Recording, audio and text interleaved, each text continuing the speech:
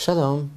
This week we begin the fourth book of the Torah, the book of Numbers, whose real name is Sefer Bamidbar, the book of the desert or the wilderness. This week's Torah portion is Parashat Bamidbar. Having concluded the book of Vayikra, whose major focus is the service of the Tabernacle, really a how-to guide, a how-to-serve God guide, we now recalibrate to the present moment. In fact, the first verse of this Torah portion, Parashat Bamidbar, first verse of the book, opens with Hashem spoke to Moshe in the wilderness of Sinai, in the tent of meeting, on the first of the second month, in the second year after their exodus from the land of Egypt, saying, take a census of the entire assembly of the children of Israel according to their families.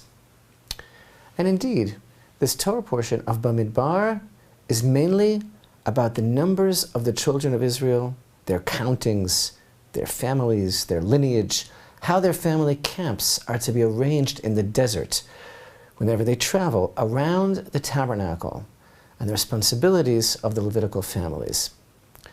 So here we are.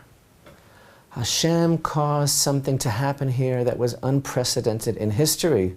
As we read in Deuteronomy 4, verse 34, has any God ever come to miraculously take for himself a nation from amidst a nation?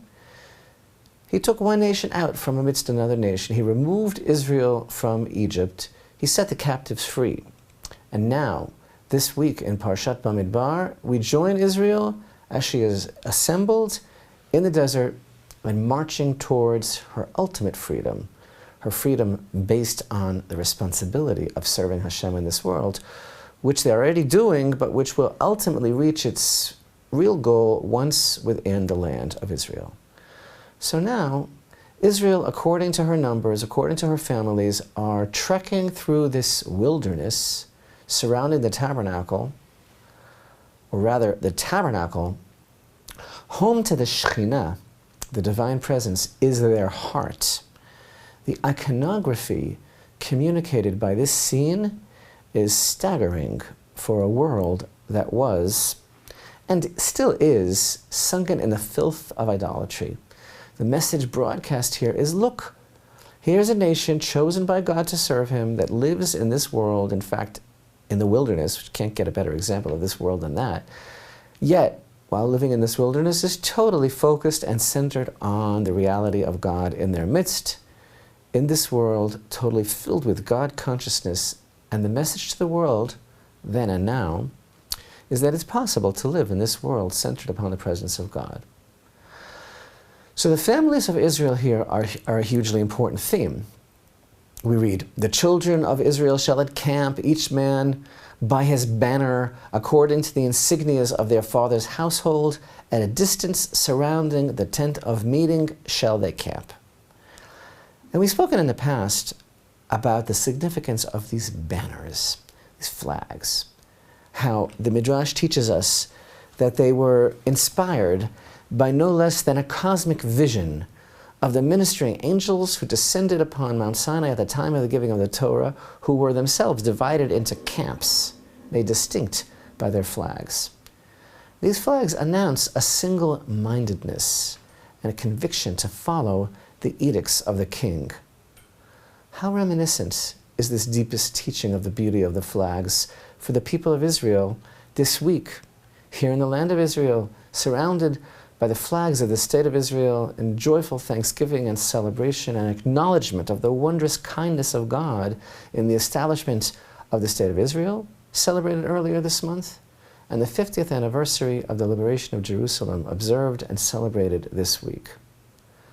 Following the king into the wilderness is exactly what Israel, encamped according to her ensigns, is doing here, so beautifully recalled by the prophet Jeremiah in the beginning of chapter 2 of his prophecy. Second chapter of Jeremiah begins, the word of Hashem came to me saying, go out and call in the ears of Jerusalem, saying, thus said Hashem, I recall for you the kindness of your youth, the love of your nuptials. You followed me into the wilderness, into an unsown land.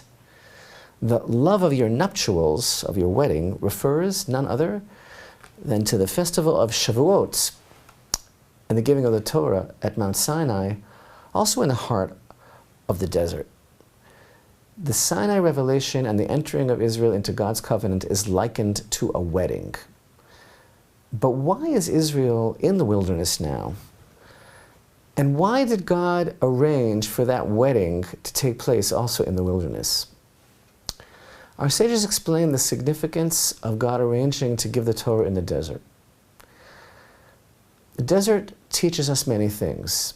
It teaches us how one must strive to acquire, on a deep and lasting soul level, the attributes of the wilderness, whose very nature is conducive to Torah study and to Torah life, to the true transformative nature, the acquisition of Torah. The wilderness symbolizes modesty, lack of ego and self-centeredness, lack of self-promotion, and a willingness to live in a modest lifestyle without pursuing every comfort in order to internalize the Torah. But open up your mind in the deepest way and picture the scene. The wilderness, the desert. Desert is made of sand, dust, earth. It's the dust of the earth, reminiscent of God's promise to Abraham that his descendants would be like the dust of the earth. In fact, the Haftarah, the prophetic reading for this week's Torah portion, comes from chapter 2 of the book of Hosea and begins with the words, "And it shall be that the number of the children of Israel will be like the sand of the sea, which can neither be measured nor counted. And it will happen that in the place of their exile, where it was said to them, 'You are not my people,' it will be said to them, 'Children of the living God.'" So now, in our Torah portion, they're being counted, but Hosea says they won't be counted in the future. So, back in Genesis 18, Abraham said to God, "I am but dust and ashes." Further to the dust theme. We have two themes here in Bamidbar: families and dust.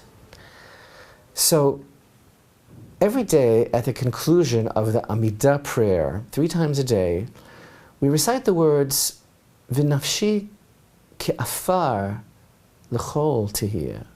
May my soul be like dust to everyone.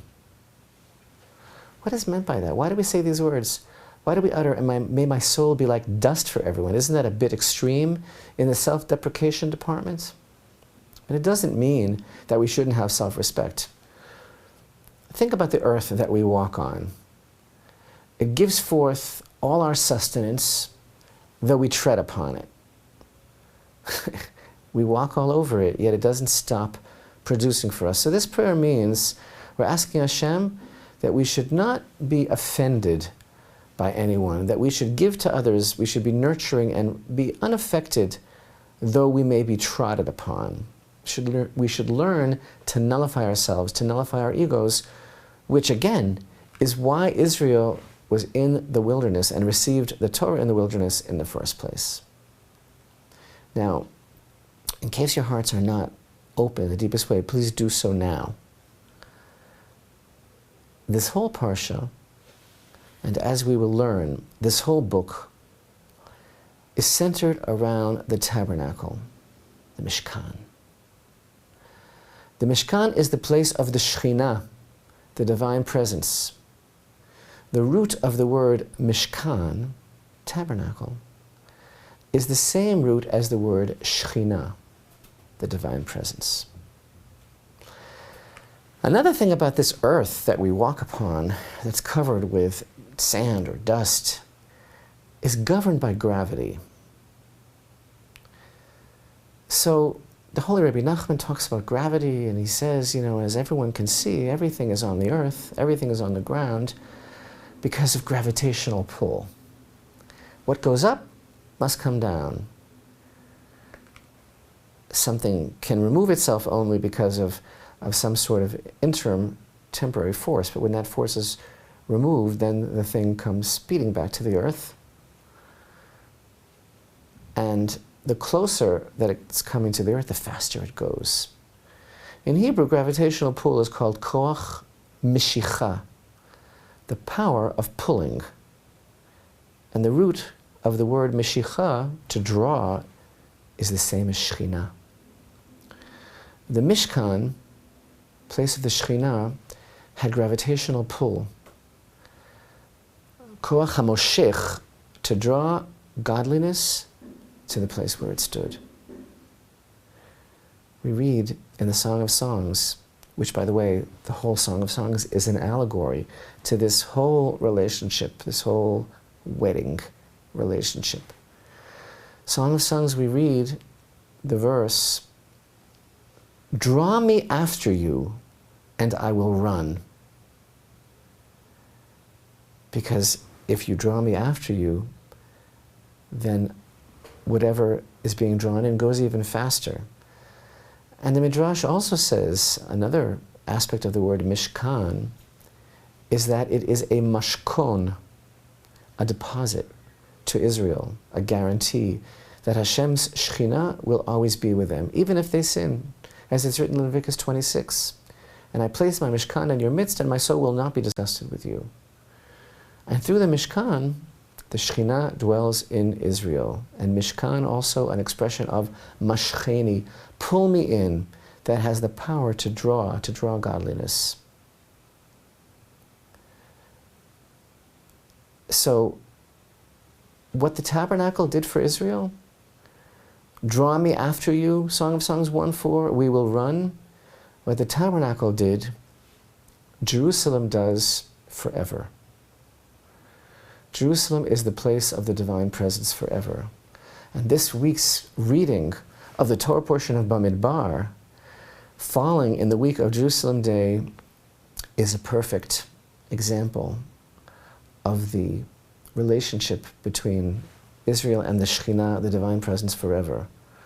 We recall the words of the great sage and poet, Rabbi Yehuda Halevi, who stated, "Jerusalem will not be rebuilt until her children, the children of Israel, desire her so deeply and crave her so deeply that they literally embrace her stones and her dust."